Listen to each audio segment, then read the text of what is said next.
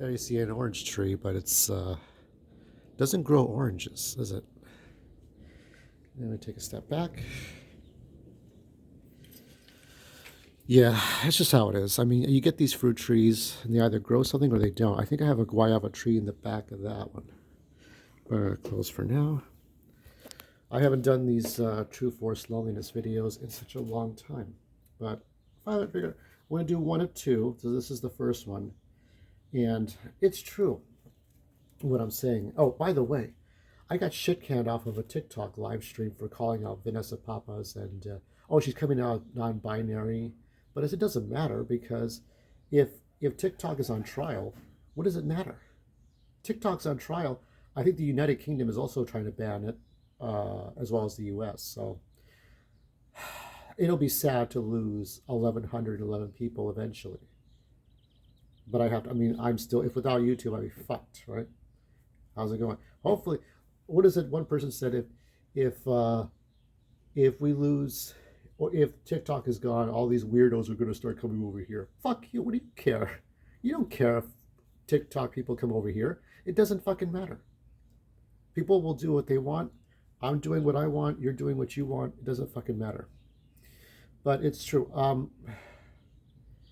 I came to this truth years ago, but I never really talked about it as a topic. Um, Without abuse, I don't think my family could ever have existed. When I think about my three older sisters, one of them had died to suicide or assisted suicide from her husband. This is just my theory, of course. I can't prove that. So that's probably slander, but it doesn't matter. Um, I have three. I had three older sisters. I had two brothers, but I never met my first brother. My second brother, I was a mean, I was mischievous, and I always kind of fucked with him, and some of that came back at me. But I wish that we had all talked with each other. My brother's dead. He died of AIDS years ago.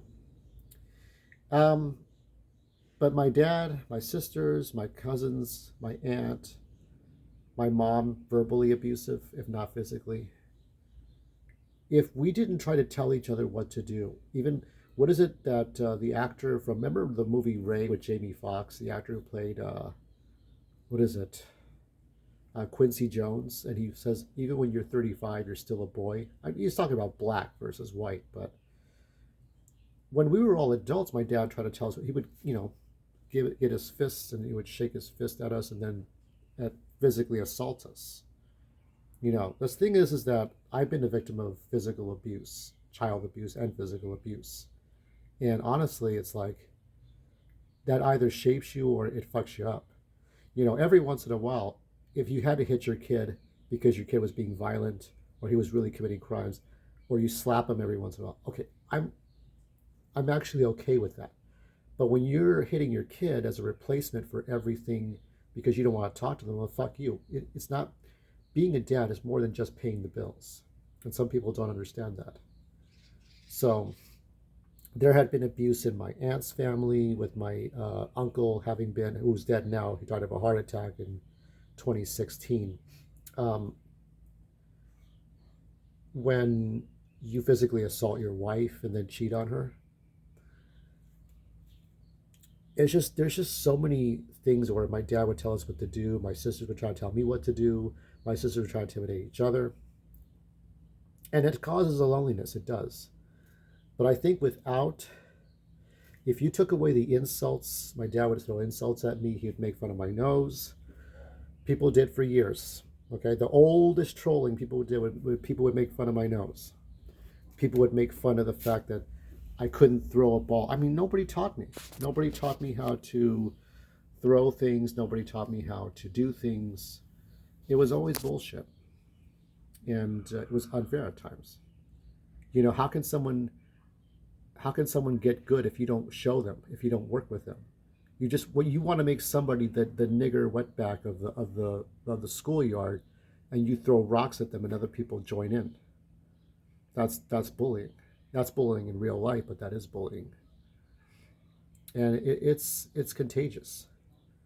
But if you took away the negativity of my family, all the abuse, all the yelling, all the insults, all the physical violence and threats, controlling people. I remember my aunt, her first husband, who should be dead by now, would smack her head against, she was 14 when she married this guy. He would smack her head against the wall. He would tell her, if you spend more than 20 minutes outside the house to not get groceries done and duties done, there's going to be a problem. And she would have to live in fear of this man. You know why she left him? Because he was cheating on her. So that shows you, you can hit your wife with a fist, but if you cheat on her, well, shame on you. So that's how my family would roll. So if you take away all the abuse and all the anger and rage, the family can't exist. There is no family structure.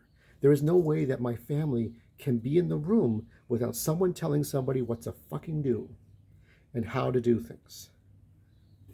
It's a really sad truth, but it happens.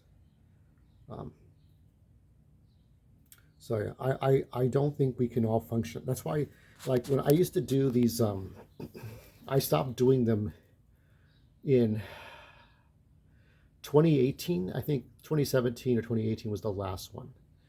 And my sister, my mom, and my cousin would all get together, and my aunt would all get together and have dinner. Now, this is recent stuff, okay?